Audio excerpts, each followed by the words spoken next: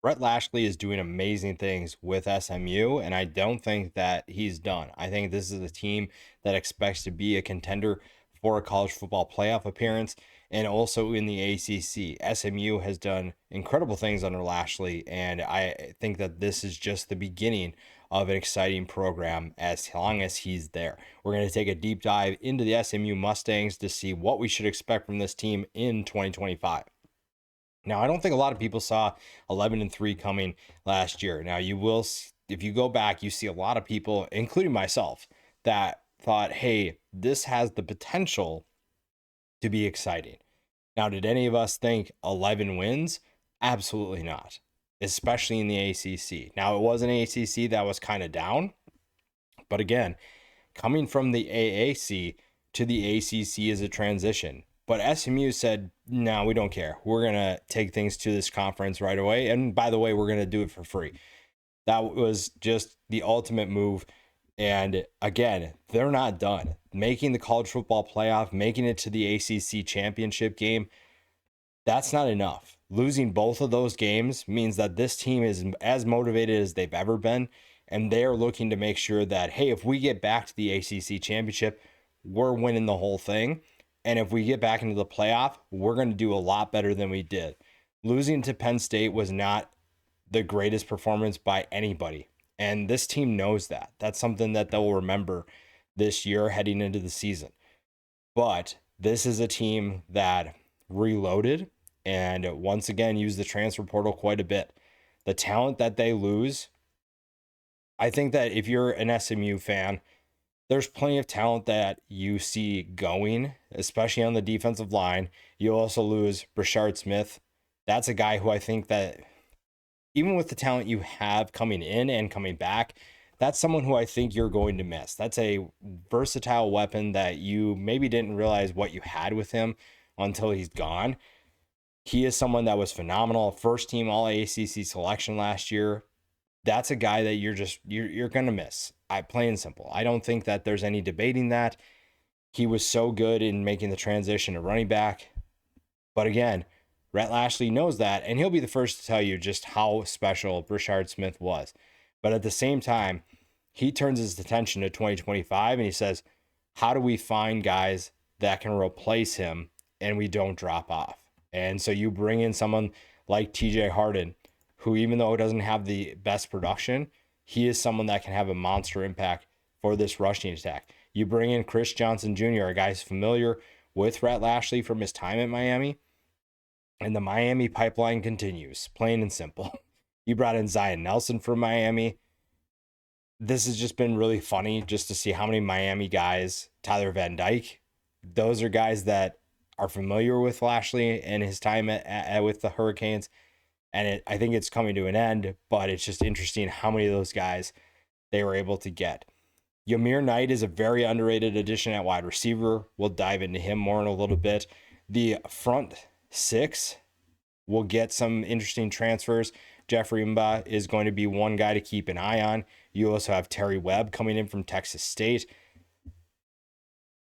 I think you have other guys that are going to be under the radar additions. So a guy like Zakai Barker from ECU, Marcellus Barnes from Syracuse, Akil Washington from South Alabama, even Ja'Kai Lang from Missouri. There are plenty of guys who didn't get either the opportunities, the production, whatever it was at their previous school. And Rhett Lashley has done a great job. And I'd be curious to see what his hit rate is within the transfer portal of guys that he brings in and guys that produce for them.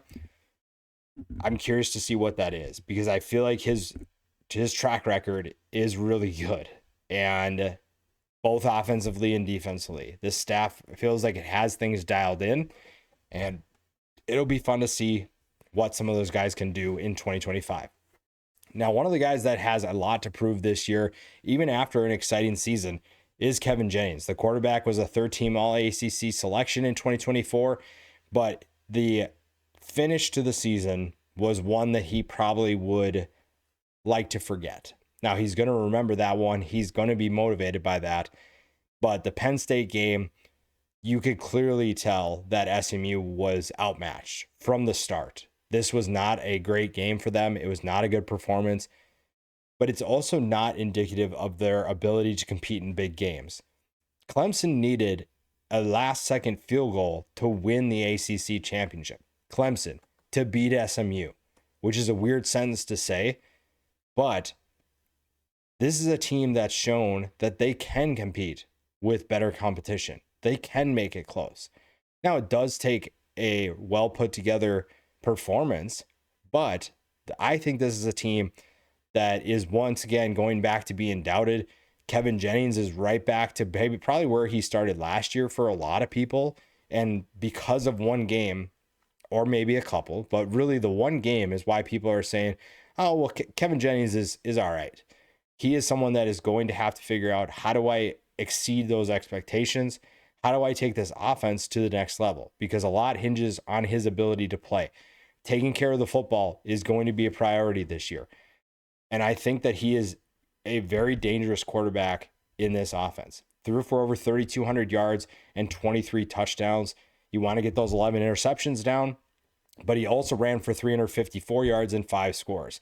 Not going to be a runner by any means. They're not going to just give him a ton of quarterback design runs, but he is someone that can make his legs dangerous in a game. Teams have to worry about that. Now, the arm strength is really where you are concerned, but a full offseason of working on his game, being in the weight room, maybe that helps him, because you saw at times that passes were floating on him. Passes were taking a while to get to the wide side of the field.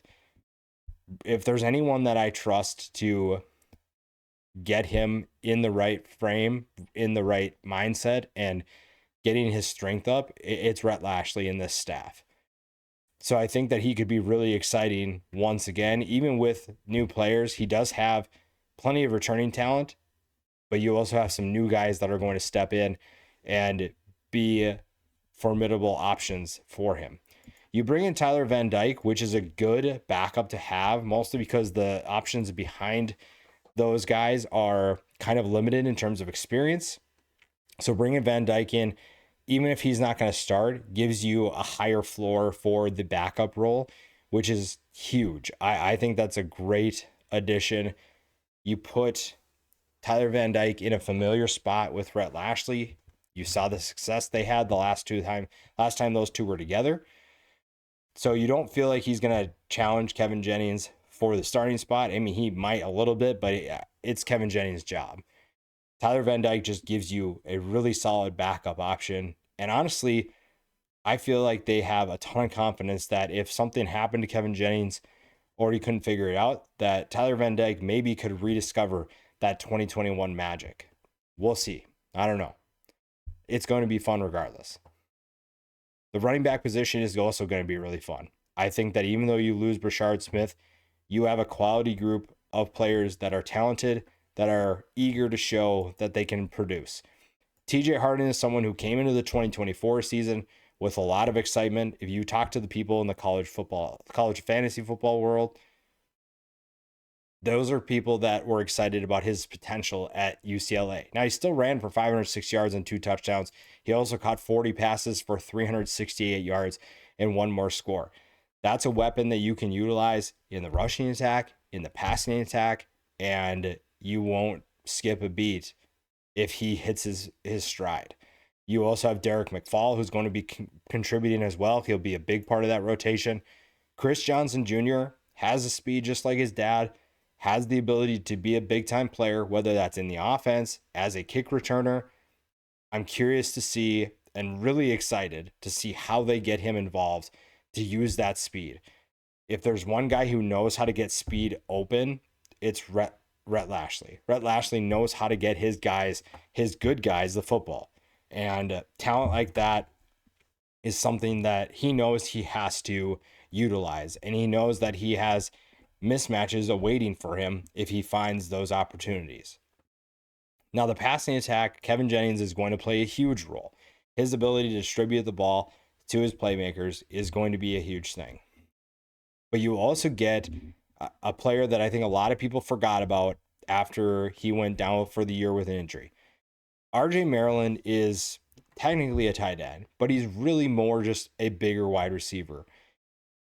he is going to be phenomenal to watch if he can stay healthy. And at times, RJ Maryland saved that season. You look at the Nevada game in the first game of the season, the Wolfpack had SMU on the ropes. This is a team that if you asked after that first game if SMU was going to the playoff, do you know how many people would have laughed at you and said, no, absolutely not? But if not for RJ Maryland, maybe that would have been true. Maybe they wouldn't have done that.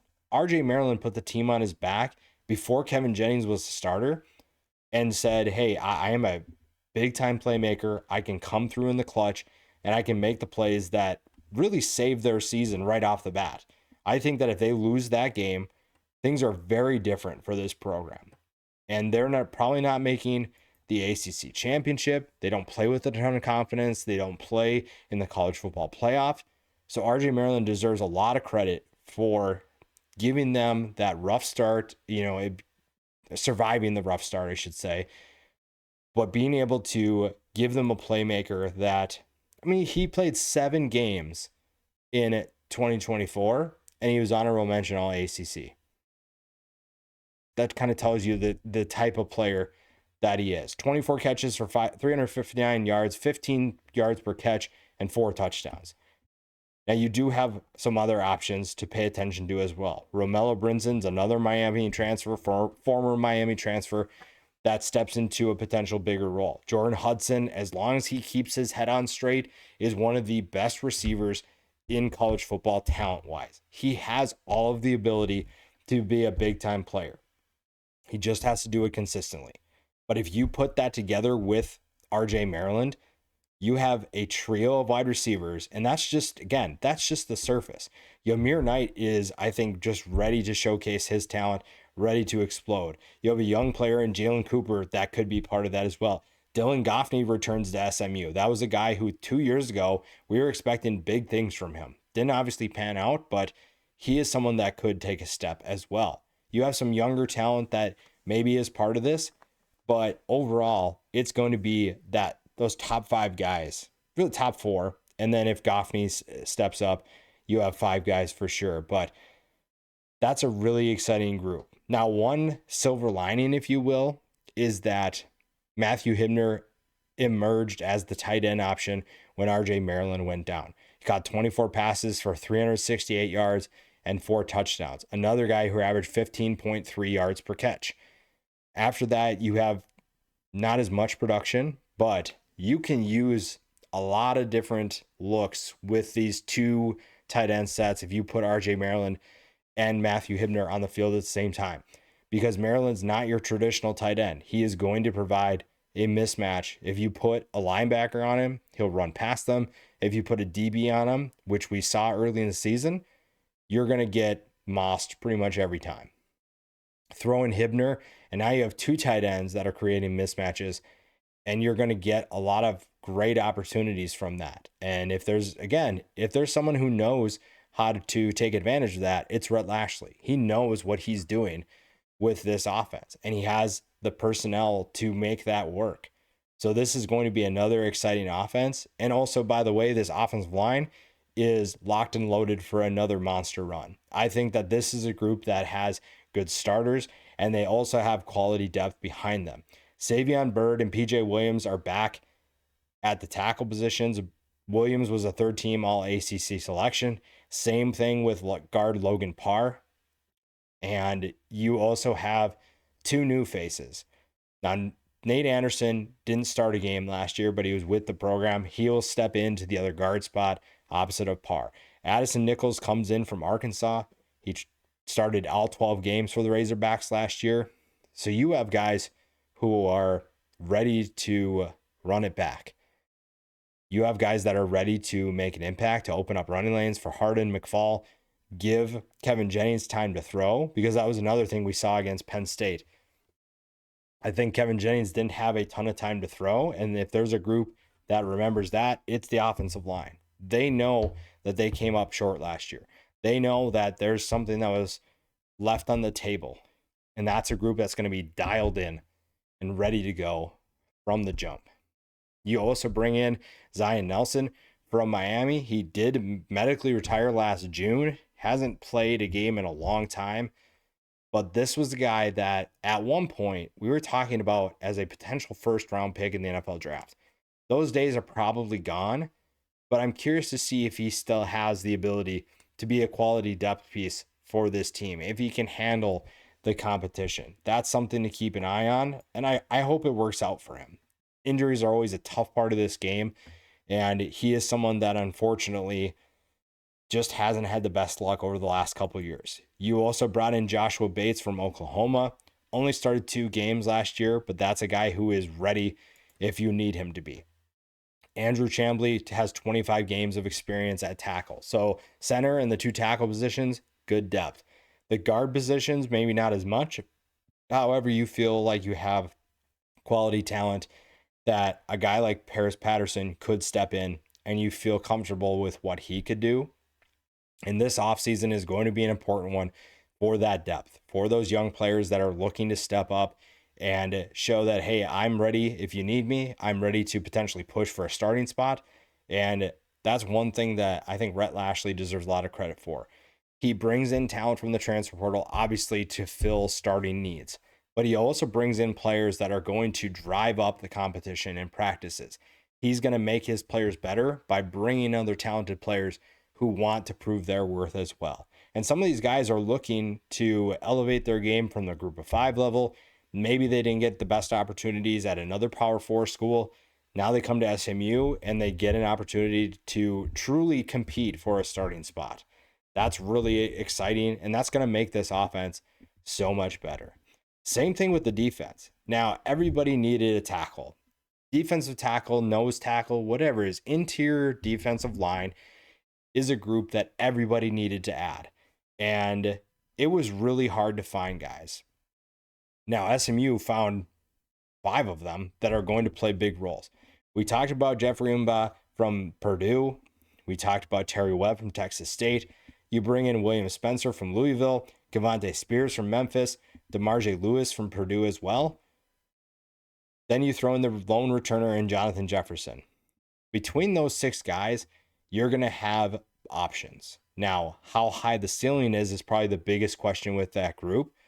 And you're going to face some really interesting and really explosive rushing attacks this year.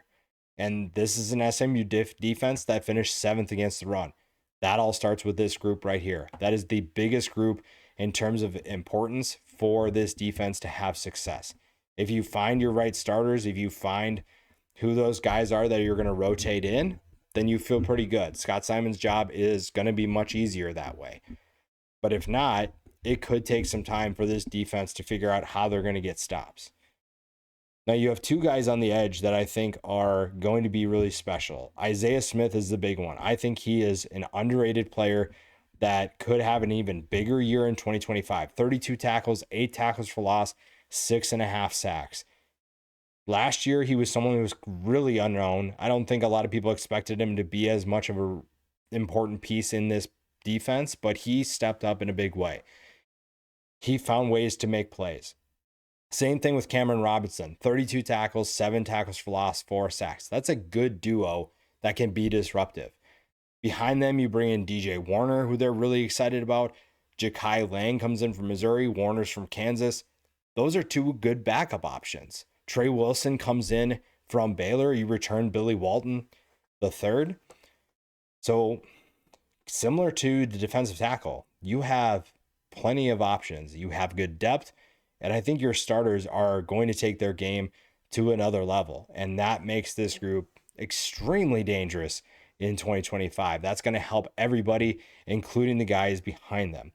And you have some new faces that are taking over, but you also have a guy in Alexander Kilgore that was super productive last year, and you know exactly what you're getting from him. 56 tackles, 3 tackles for loss. The new faces, Zakai Barker from ECU, 86 tackles, 12 tackles for loss, 2 sacks. You also bring in Akil Washington from South Alabama, 39 tackles for him, 1 tackle for loss. The quality of depth, I think, is really good, just like the defensive line. Justin Medlock had 3 tackles last year, but he's probably the least productive of this group, but he has the talent. You also have other guys a guy like Brandon Booker had 10 tackles last year. You also have Brandon Mayazono, who had 15 tackles and 3 tackles for loss. So that's a group that's going to push themselves. Again, to my point earlier, Rhett Lashley has done this where he knows guys, he is good at identifying talent. He's good at bringing in talent from the transfer portal. And that pushes everybody in that unit, which then makes the entire defense, the entire offense better.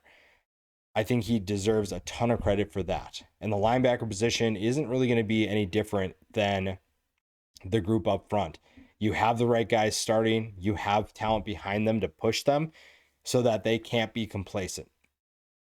You can't just accept what you've done before. And especially with the disappointment of the last 2 games of 2024, there's going to be a reminder every day that if you just want to have that happen again, we're just going to keep doing what we do. But if you want to be better, we're going to take our game to the next level. We're going to challenge ourselves and we're going to find ways to win. The front group is going to dictate the success of this defense, even with some new faces stepping into the secondary. However, this secondary is going to be really fun because of the 2 safeties you have returning. Isaiah Nwokobia comes back after a first-team ACC selection, 100 tackles for him, 4 tackles for loss, 3 interceptions. Ahmad Moses, 73 tackles, 6 tackles for loss, 3 interceptions, honorable mention all ACC. You're set. Safety is solid. Cornerback maybe is a little bit more of a question. You do bring in Marcellus Barnes from Syracuse. You have Deuce Harmon returning after a solid year in 2024. You have Jalen Davis Robinson coming back. You maybe have a younger player in Zadian Gentry that could be competing for a starting spot. William Nettles is a guy who saw a little bit of time last year as well. Maybe Javian Holiday is also part of that. So you have 2 freshmen that could potentially compete. And playing corner as a freshman is daunting for a lot of players. But if you trust what Rhett Lashley is doing on the recruiting trail, which we don't even really talk about that as much, SMU is doing a lot of good things on our recruiting trail. They also do good things in the transfer portal. Rhett Lashley's stacking up a lot of good things together and building a program that's going to be special. The secondary is just evidence of that. Kyron Chambers is going to step into an interesting role at nickel. Maybe a guy like Jaden Milner-Jones will be part of that. You just don't know, but it's competition nonetheless. A guy that we're not really going to see a ton of people talk about is Robert Rahimi coming in from San Jose State. Before that, he was at Liberty. Picked off 5 passes last year, had 82 tackles, 6 tackles for loss. But because you have Nwokobia and Moses, he is just a good depth piece to have. I think that's an underrated transfer that we're not going to talk about a ton because people are going to talk about the top 2 guys, and that's understandable. But I think that they brought in a quality depth piece, especially when a guy like Jalen Moses only played in 2 games, Abdul Muhammad only played a little bit as well. You need someone that has experience, even if it's at San Jose State and Liberty. That's a good player to have that understands some of the details of playing safety that can help this secondary a ton. So the defense, if they can get better at defending the pass, they're probably going to take a little bit of a step back in defending the run, but this should still be one of the more exciting defenses in the ACC. That's going to help them tremendously because this schedule early on is tough. You have 2 familiar faces that are within the same state that are going to be tough to beat, but you also have 2 games that should help you get 2 wins at a minimum right off the bat. East Texas A&M will be a win. Hosting Baylor is obviously better than being on the road, but that's going to be tough. Sawyer Robinson is going to test this secondary, and that's where a guy like Isaiah Smith, Cameron Robertson can really help. Getting to Sawyer Robertson is going to be a big-time impact for this team if you're able to get to him.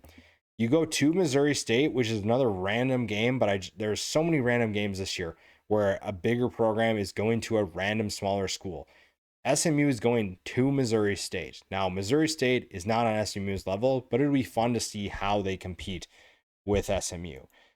And the one thing with that is you can't get caught looking ahead to the next game because you go to TCU. You have a rivalry game after a weird road game. So that's a game where if you're going to get back to the playoff, the Baylor game is going to first test you. The Missouri State game shouldn't test you, but it's going to let us know how focused is this team early in the season. Are they looking ahead to the Iron Skillet? Are they looking ahead to other games, or are they focusing on the game at hand? That's going to tell us a lot. But the first 4 games provide challenges. That's where you're really going to know how well equipped this team is for a run in the ACC. Now, you do get Clemson and Miami in the regular season. You will also get Louisville. Now, the Miami and Louisville games are at home. The road trips that you have, one of them is obviously Clemson. You also get Wake Forest, Boston College, and Cal. I don't have too many concerns about that. I don't think that those are necessarily difficult games. The schedule overall is challenging in different ways. Baylor, TCU, Clemson, Miami, Louisville, those are 5 games that provide different challenges. I think at worst, this team is 7-5. Those 5 games are all losable. Don't get me wrong. I like this team. I don't think that's going to happen, but I'm also not naive enough to think that they're just going to win all those games. Now, do they lose all 5? It's unlikely that they do, but that's the floor, is 7-5. That being said, I think you're looking at a much better season than 7-5. I think that this is a team that has a lot more than 7-5 in the tank, and you could be looking at a 10-2 season. I think that they can definitely do that. Now, if you find ways to go 3-2 against those 5 teams that we talked about, I think you'd feel pretty good about that, especially if the losses were to Clemson and Miami. You lost to potential better teams. There's really no arguing against that. There's nothing that you should feel ashamed of. And you're 10-2. You've set yourself up for maybe another appearance in the ACC championship, depending on how everybody plays things out. But 10-2 is not bad. It's just maybe going to feel disappointing after last year.